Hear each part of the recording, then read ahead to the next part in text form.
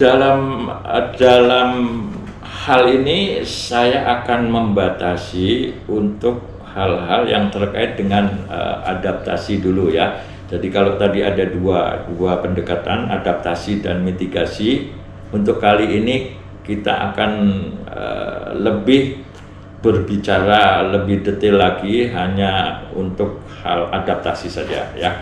Jadi strategi adaptasi terhadap perubahan iklim melalui perakitan varietas unggul itu bisa kita fokuskan, atau sasaran perbaikan karakter terkait dengan perubahan atau pengaruh negatif dari perubahan iklim ini antara lain adalah merakit varietas berumur sangat genjah sampai genjah ya.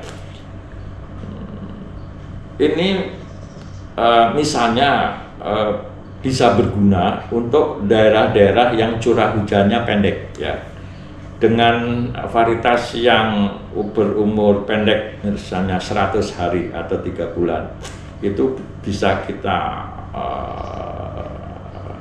targetkan ke daerah-daerah yang curah hujannya tidak terlalu banyak. Ini ada beberapa varietas yang sudah dilepas, mungkin di tayangan sebelumnya sudah ada Impari 13 misalnya ya, nanti di belakangan akan lebih kita rinci lagi. Kemudian sasaran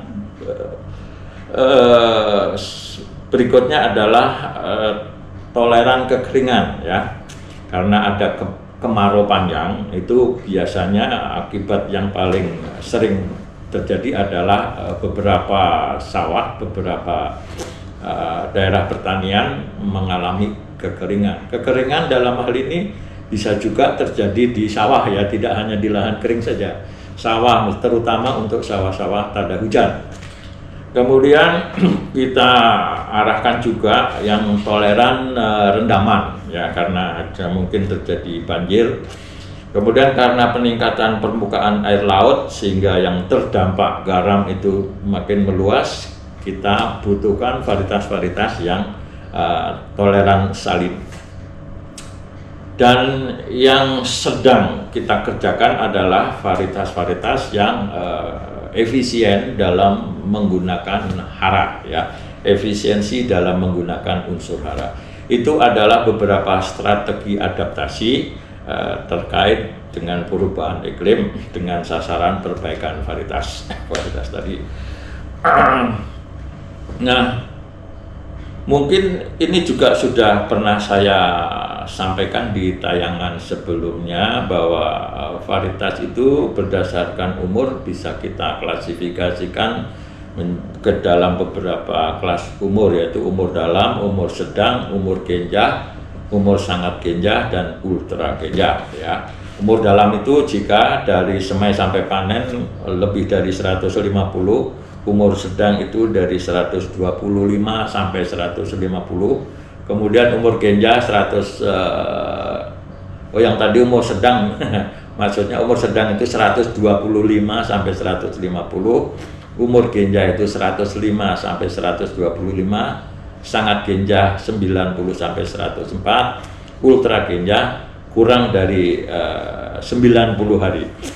Nah, ini yang sangat genjah dan genjah dan juga ultra genjah itu ditargetkan untuk menghindari kekeringan pada fase reproduktif ya, pada fase reproduktif atau fase pemasakan, dan untuk meningkatkan indeks pertanaman. Jadi dengan umur genjah, sangat genjah, ultra genjah itu bisa kita terapkan IP 300 sehingga setahun bisa kita tanam 3 kali, ataupun kita targetkan di daerah-daerah yang curah hujannya pendek sehingga itu terhindar dari kekeringan, karena sebelum masa kekeringan kita sudah panen gitu ya. Nah, ini ada beberapa contoh dari varietas-varietas yang saya sebutkan tadi ya.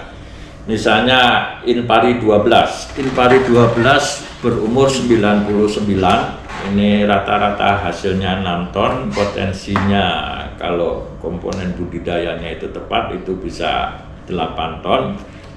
Keunggulan lain adalah agak tahan warang batang coklat. Contoh yang lain lagi adalah Inpari 13. Ini tahan warang batang coklat, rata-ratanya dari catatan yang sudah-sudah itu 6,6 dengan potensi hasil 8. Yang lebih baru lagi adalah Inpari 18, Inpari 19 dan Inpari 20. Ini dilepas tahun 2011. Umurnya agak sedikit lebih panjang yaitu 102. Ketiganya juga tahan terhadap kurang batang coklat dan kresek atau hawar daun bakteri. Yang 20 tahan blas ya. Nah, ada juga varietas-varietas di samping kalau yang umur pendek tadi lebih ke arah menghindari atau escape ya, karena sebelum masa kekeringan terjadi ini sudah dipanen. Jadi sebetulnya varietas ultra genjah, sangat genjah tadi tidak toleran kekeringan, hanya dia selamat gitu aja, escape atau terhindar gitu ya. Nah, ada juga varietas-varietas yang memang toleran terhadap kekeringan ya. Toleran itu jangan diartikan tidak ada air sama sekali dia bisa panen, enggak. Artinya dalam cekaman kekurangan air yang sama, varietas-varietas ini hasilnya lebih tinggi dibanding varietas yang tidak toleran ya. Ini ada beberapa, misalnya ada Inpari 10 Laya ya. Ini agak lama, dilepas di tahun 2009 ya.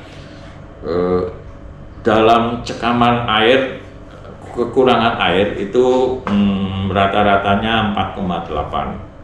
Kemudian dari kelompok padi gogo itu ada Inpago 8, Inpago 9, Inpago 10 ya.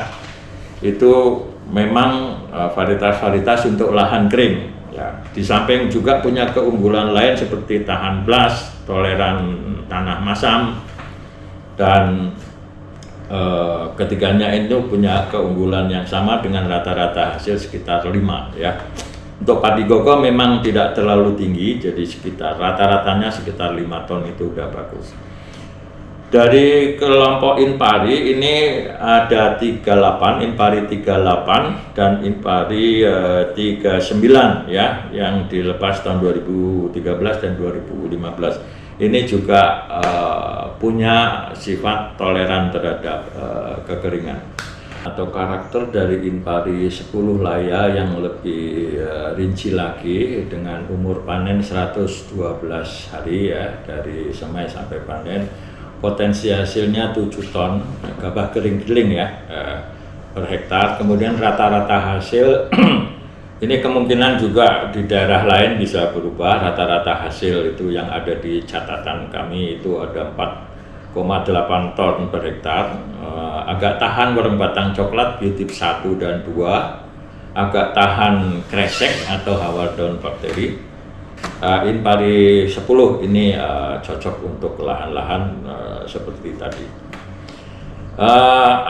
Di kelompok padi gogo ada seperti saya katakan tadi ada Inpago 8 ya. Kalau lebih rinci lagi ini potensi hasilnya 8 ton, rata-rata hasilnya 5 ton, umurnya 119, tekstur nasi ya itu pulen, tetapi rentan atau tidak tahan terhadap orang batang coklat. Karena memang di lahan kering dengan padi sawah itu persyaratan pelepasannya berbeda, jadi tidak perlu tahan kalau di padi gogo ya. Yang perlu adalah blas. Jadi Inpago 8 ini punya ketahanan blas, terutama untuk oras 033, 073, 133 dan 173. Toleran kekeringan, toleran keracunan besi dan aluminium, kemudian baik ditanam di lahan kering di bawah 700 meter di atas permukaan laut. Jadi kalau lebih tinggi dari itu kemungkinan tidak bisa maksimal performanya ataupun hasilnya. Varietas yang lain masih di kelompok padi gogo yang toleran kekeringan adalah Inpago 9. Potensi hasilnya 8 ton, kemudian rata-ratanya juga 5 ton, umurnya 109. Teksturnya tidak sepulen yang Inpago 8 ya, atau sedang. Juga tahan belas dan toleran kekeringan serta keracunan aluminium. Berikutnya masih di kelompok lahan kering ada Inpago 10.